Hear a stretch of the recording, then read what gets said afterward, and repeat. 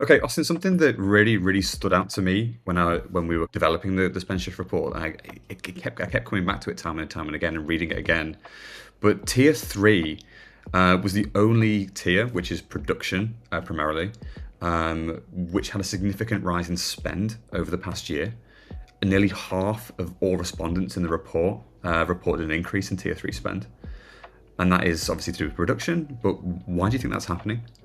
I think there's a couple of key reasons for it, really. I mean, as we've sort of seen this rise of this sort of two-speed marketing for brands, from the need to do campaigns allied to the need to have always on content, that's created a huge need for always on content.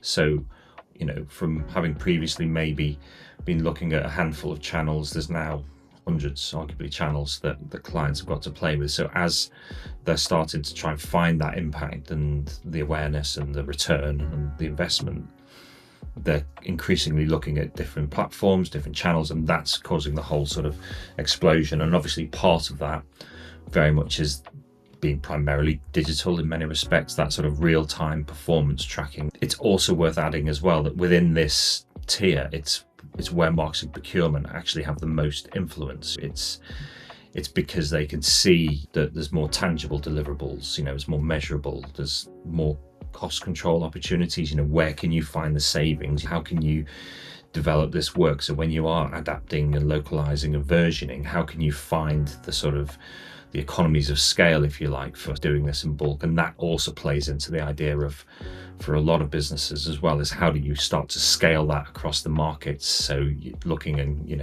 actually in very much an international frame, but it can be within single countries as well. It just happens to have different target audience and different channels. So whilst, tier three is, as we see it, very much operationally a complex place to be, but somewhere where we really know what we're doing.